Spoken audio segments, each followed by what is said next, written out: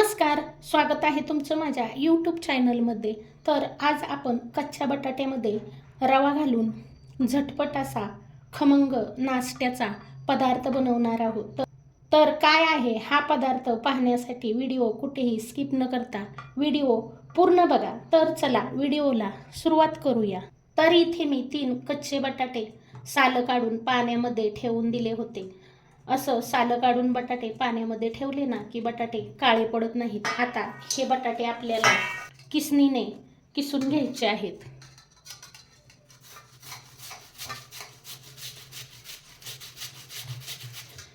या किसायच्या किसणीने किसलं ना की बटाट्याचा खिस अगदी बारीक पडतो। आणि आपण जर खोबरं खिसायच्या मोठ्या खिसणीने बटाट्याचा खिस केला ना तर मग बटाट्याचा खिस जाडसर पडतो आणि आपल्याला बटाट्याचा खिस पातळ हवाय। तर अशा पद्धतीने हे तिन्ही बटाटे खिसून घ्यायचे आहेत।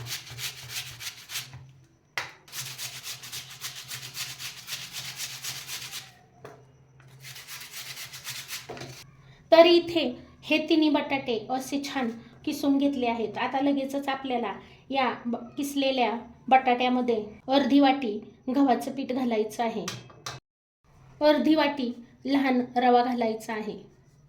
रव्यामुळे ना आपल्या या पदार्थाला छान कुरकुरीतपणा येतो आणि टेस्ट सुद्धा खूप छान येते।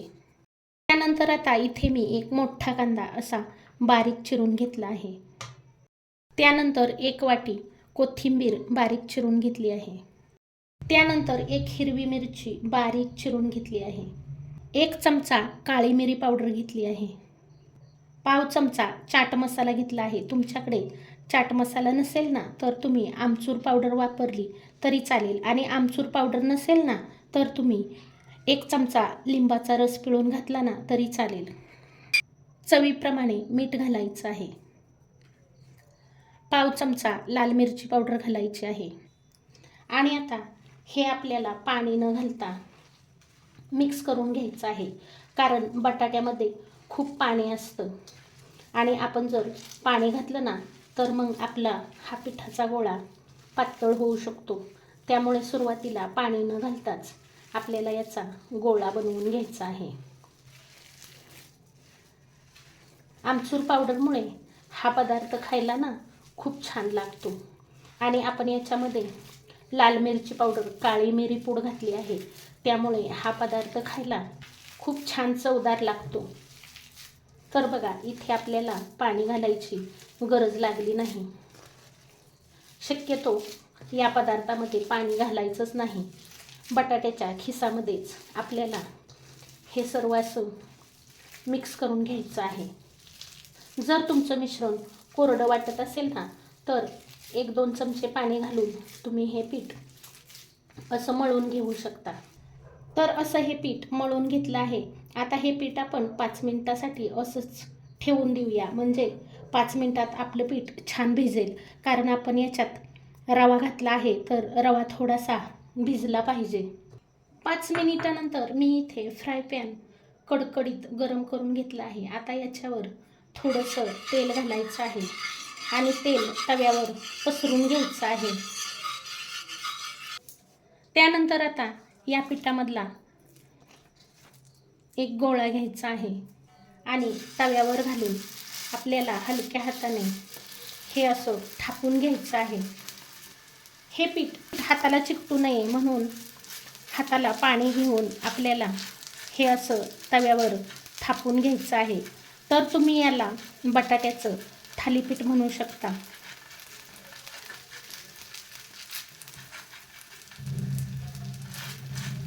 आणि हे जास्त पातळही नाही थापायचं आणि जास्त जाडही नाही थापायचं, मीडियम असं थापून घ्यायचं आहे। कारण जास्त जाड थापलं तर हे आतून कच्चं राहू शकतं आणि पातळ थापलं तर मग एकदम कडक बनू शकतं।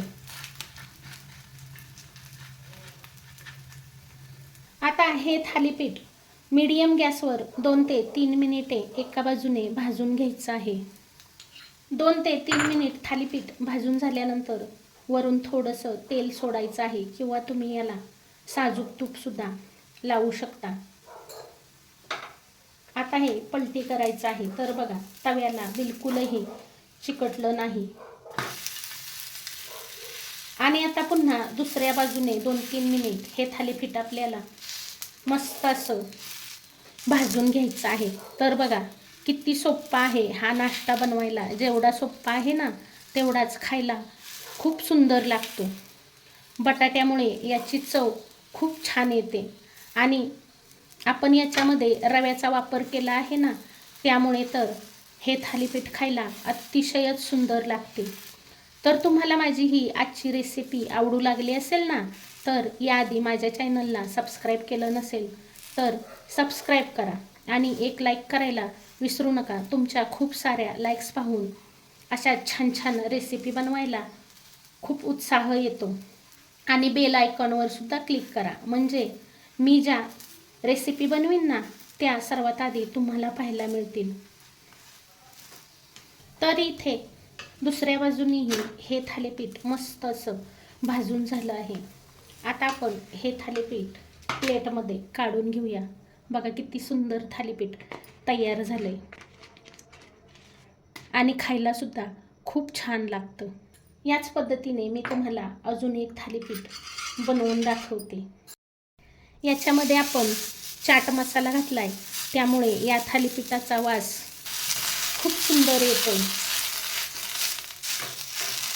तुम्ही पूर्वतयारी करून ठेवली ना, तर ही थालीपीठं बनवायला 10 मिनिटेच लागतात. सकाळी सकाळी जर तुम्ही ही थालीपीठं बनवून मुलांना दिली ना, तर मुलेसुद्धा आवडीने खातील आणि डबा रिकामा करून येतील.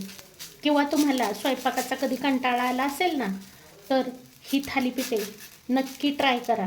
खायला अतिशय सुंदर लागतात. आणि रोज रोज तेच तेच खाऊन कंटाळा येतो, तर असं नवीन आणि वेगळं काहीतरी एकदा नक्की बनवून बघा. पहिल्या थालीपीठासारखं हे सुद्धा थालीपीठ मीडियम गॅसवर एका बाजूने 2-3 मिनिट भाजून घ्यायचं आहे. 2-3 मिनिटानंतर हे थालीपीठ पलटी करायचे